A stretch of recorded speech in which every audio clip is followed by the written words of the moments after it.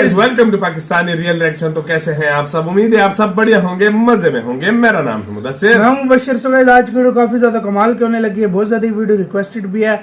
India ने यार सारे रिकॉर्ड्स तोड़ डाले। मैं आपको टाइटल बताता हूं, वो है India breaks all record wheat record in April month with 14 lakh ton historic export and big surprise.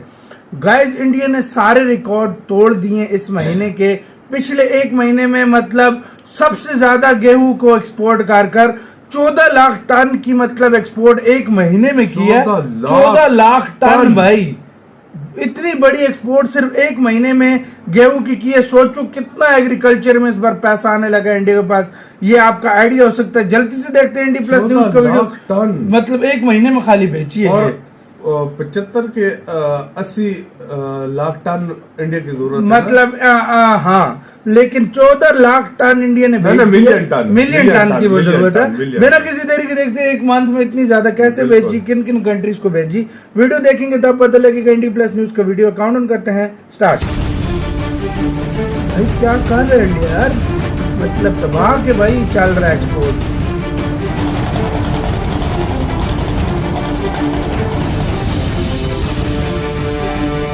नमस्कार, सलाम, प्रणाम और सुबह के इंडी प्लस न्यूज देख रहे सभी दर्शकों को प्यार भरी सत श्री अकाल।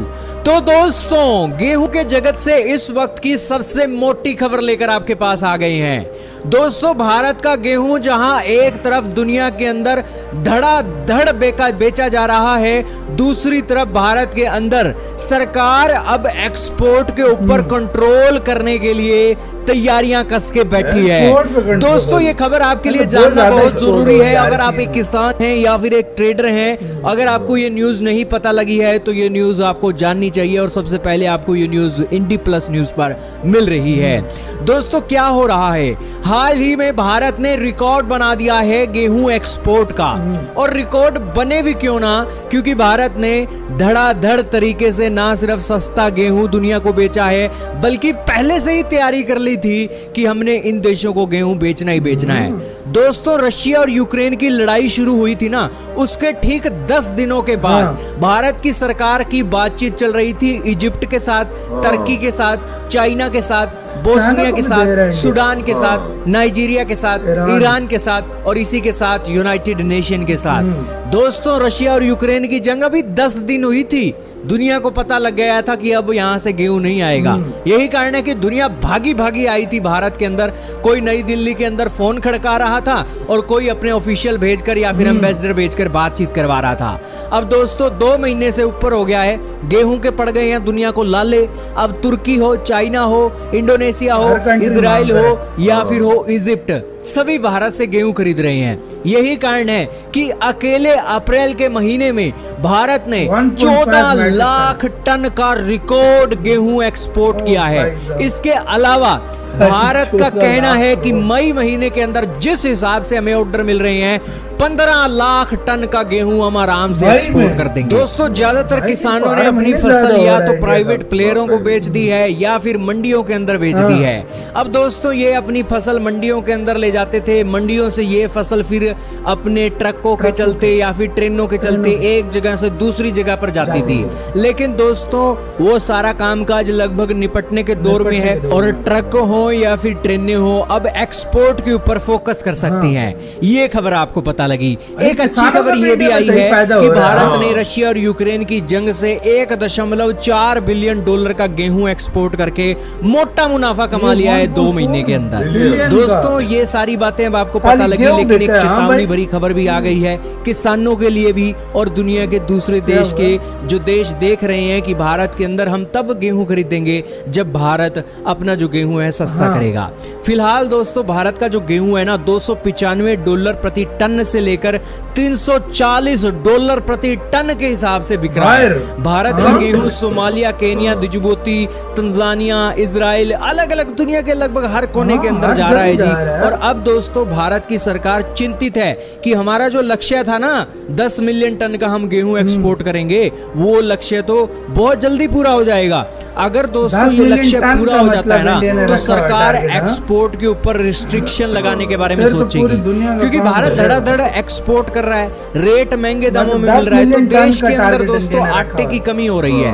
पहले दोस्तों क्या होती थी, एफसीआई के बड़े बड़े प्लांट थे, वहां पर बड़ी बड़ी कंपनियां ना एफसीआई से ये गेहूं खरीद लेती थी। अब दोस्तों FCI, food corporation of India ने भी अपनी जो वीट की प्रोक्योरमेंट है कम की है, क्योंकि मंडियों में किसान लेने के लिए, देने के लिए नहीं पहुंचा है गेहूं, तो जाहिर सी बात है कि प्राइवेट प्लेयर ये गेहूं मंडियों, ये खेतों से खरीद कर दुनिया के दूसरे देशों में एक्सपोर्ट कर रहे हैं। और जो पहले वाला स्टॉक है, वो स्टॉक भी भारत की सरकार को एक राशन देने के लिए, गरीब लोगों को राशन देने के लिए इस्तेमाल करना पड़ता है। तो सारी चीजें हैं जी। अब भारत की सरकार ने तो लक्ष्य रख दिया है कि 10 मिलियन टन का हम गेहूं एक्सपोर्ट करेंगे, और सरकार को दिखा कि 10 मिलियन डॉलर टन का ये जो आंकड़ा है जल्दी छू जाएगा, तो एक्सपोर्ट के ऊपर रिस्ट्रिक्शन लगाना सरकार शुरू करेगी।